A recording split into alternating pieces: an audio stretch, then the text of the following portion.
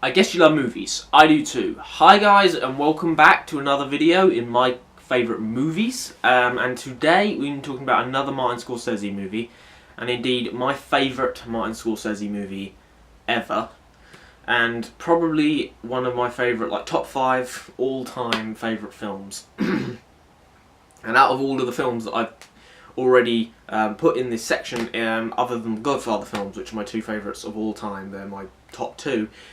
This is the only movie that probably makes my top 5, and that is Taxi Driver. So I'm going to be talking about that today. I'm talking about when I first saw it, how my opinion of it grew over time, and how much I've analysed this movie over the years, and if I was to say how a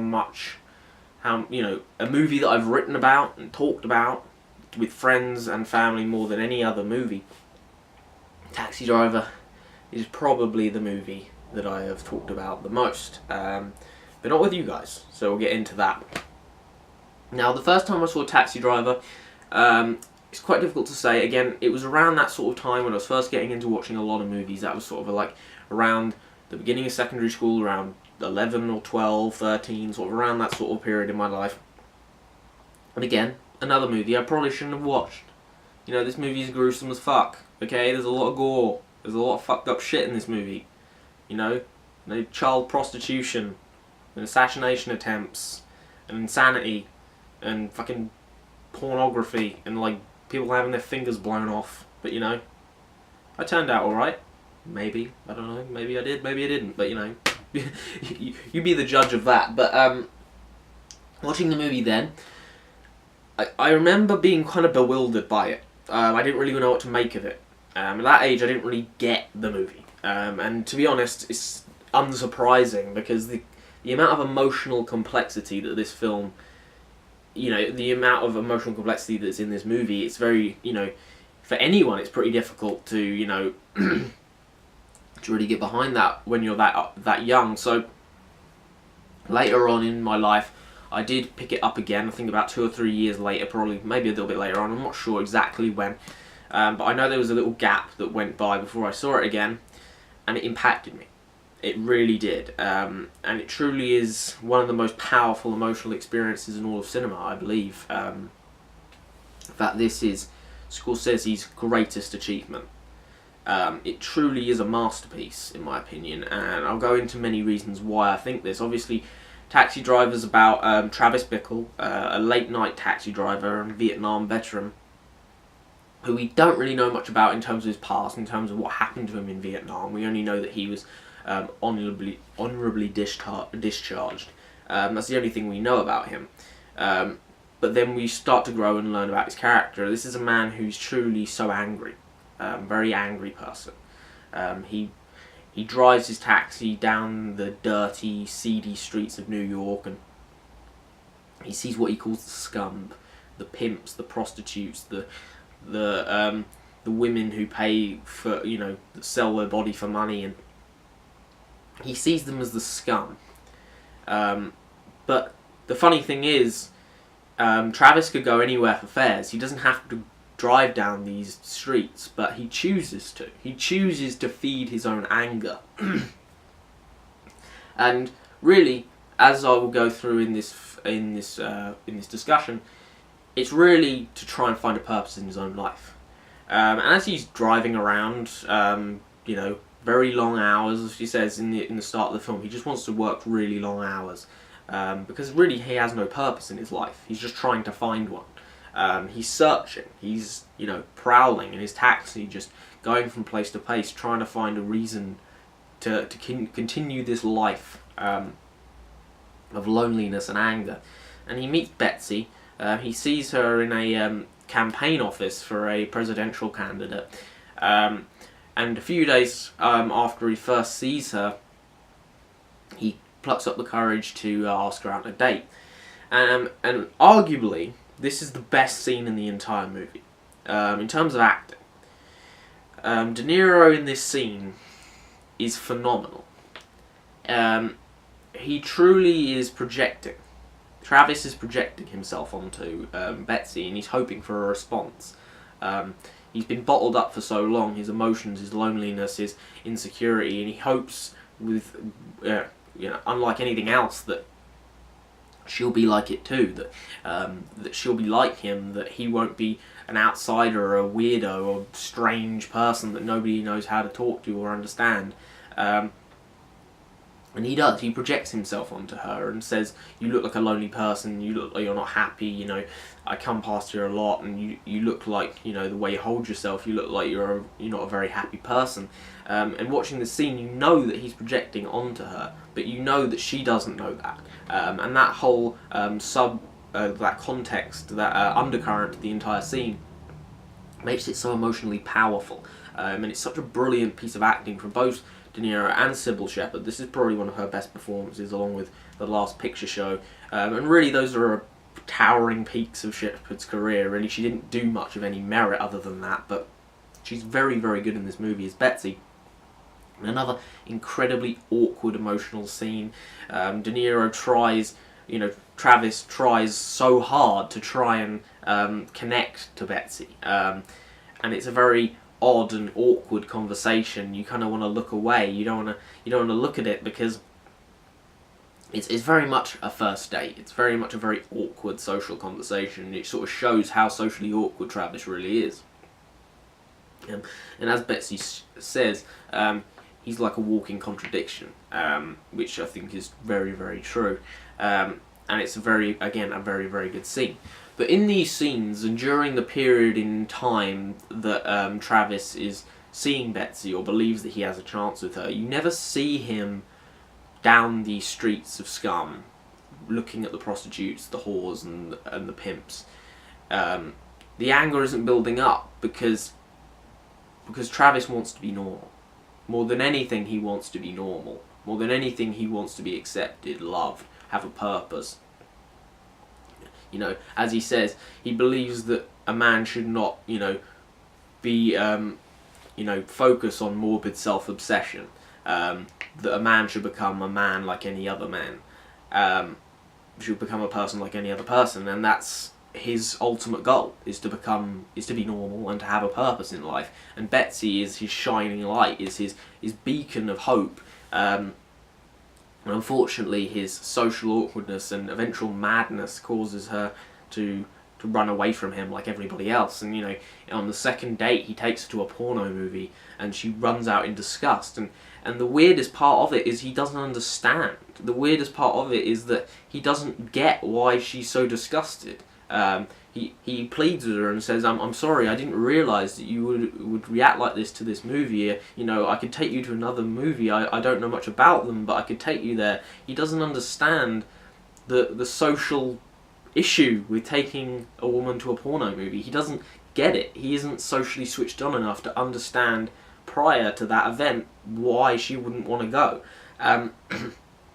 Showing again the kind of sexual ineptitude that is in Travis, the sort of, and something that's in a lot of Scorsese's movies, this kind of sort of inaccessible Madonna Hall complex, that women are cold and distant, that they're not people, they're kind of inaccessible objects. And this is kind of something that's definitely explored in this film. Once again, when Betsy rejects him, he begins to hate her like everybody else. And he hates people not because he hates them individually, but because he hates what they have. He wishes that he had what they had. That they were able to socially interact, that they were loved by people, that they could talk, that they could react, that he could have that sexual relationship as well as a normal social relationship. And he can't have that with people. He's slowly going mad. And he doesn't understand why he isn't allowed it and others are. And he looks at the pimps and the scum, and he sees that they have what he doesn't have, and he doesn't understand why these evil people, these scum, this filth can deserve what he doesn't get. He's a war hero, and he doesn't understand why he isn't allowed this privilege, this something that everyone seems to have but him. And his anger grows and grows and grows, and eventually he sees Iris, a a child prostitute. He gets in his cab one night, and his focus switches. He begins to want to save her,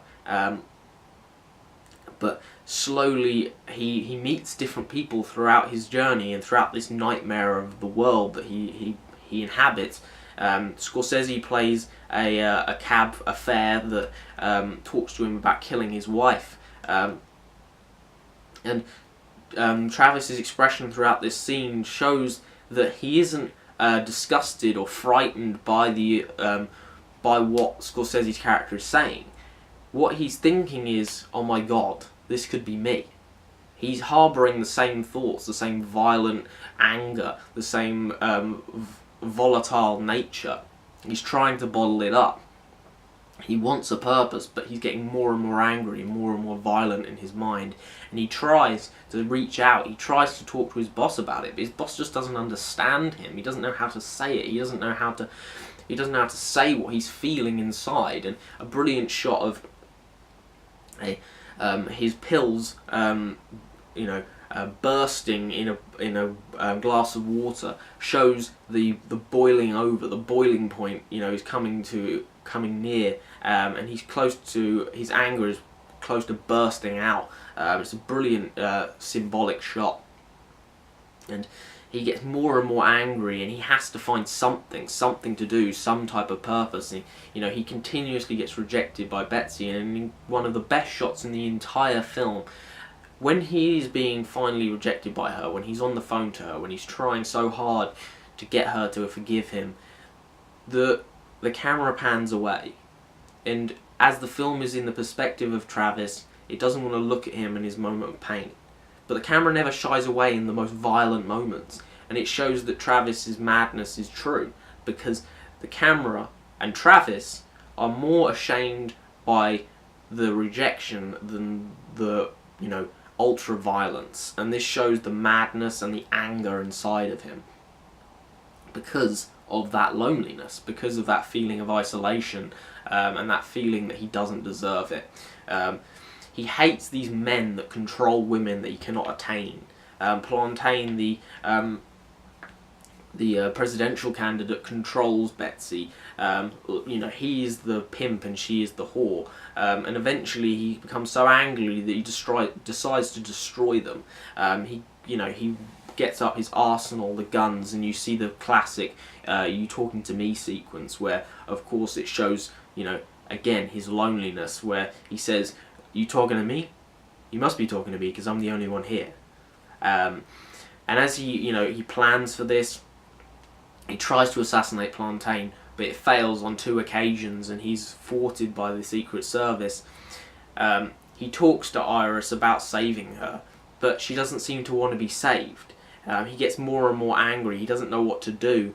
And in the only scene in which it is not Travis's point of view, we see Iris and Harvey Keitel, who plays her pimp, sport together, and the compassion they have for each other, and however wrong this relationship is, they don't want it to end. And Iris has no intentions of leaving this world. Like in The Searchers, one of Scorsese's favourite movies and one of my favourite westerns of all time, Debbie has no interest of leaving the Apache. Ethan wants to save her, but she doesn't want to be saved. And it's the same for Iris in this film. And eventually, in a blood-soaked finale with the famous Mohawk, Travis does save Iris, and indeed himself. He believes that it is his purpose to save people that cannot save themselves. And in the end, we see this final sequence that has been talked over many times. Is it real? Is it not? We see he's a hero. We see he's alive. His hair's back to normal, and Betsy wants to be with him. But is this really real, or is this a dream? Is this his last dying thoughts? We are not sure, but I find it unlikely that as a director of Scorsese's calibre and the whole tone of the entire film, that this is a reality. I believe these are the dying thoughts of Travis, a world and a life that he wanted, but in the end he was too late to find it. And that, happiness in death is better than a life of loneliness, which of course is a tragic thing, but at least this tortured soul has found some kind of redemption. And this is one of the greatest performances I've ever seen. This is De Niro's greatest work, because unlike any other film, and possibly the only film I can really compare this to in terms of performances, his performance in Raging Bull, is that you never see Robert De Niro. It's just Travis Bickle. This character, with so little dialogue and so little backstory, is so complex and so full of depth. This character is so brilliant because his character is built up through the movement of the camera. The camera tells more of a story than any amount of dialogue could ever. And the monologues, the inner monologues, are very, very important for his character. But the camera movement and the way this film is directed, the eeriness, the use of slow motion, the brilliant score by Bernard Herrmann really sets the tone for this nightmarish world, and world of isolation that Travis lives in, and that he, more than anything, wants to find a purpose in it, or leave it forever. And eventually, unfortunately for him, death is his only escape. And this is truly one of the greatest emotional experiences in all of American cinema. This is a masterpiece, and in my opinion, Martin Scorsese's greatest film. So there you go, that's my my favourite movies discussion video of Taxi Driver, one of my favourite movies of all time. If you have not seen Taxi Driver, I would definitely recommend it. If you've seen it and didn't really get it the first time, I definitely recommend going and watching it again, because if you watch it quite young, it is definitely a lot to take in, but if you watch it a little bit later in life, I think it's definitely worth watching, and it's truly a masterpiece to be heralded as one of the greats in all of cinema. Thank you very much for watching this video. Hopefully you enjoyed. If you did, like, subscribe, drop your comments down in the section below. I'd like to know some of your favourite movies of all time. And thank you for watching this video again, and hopefully I'll see you next time. Goodbye.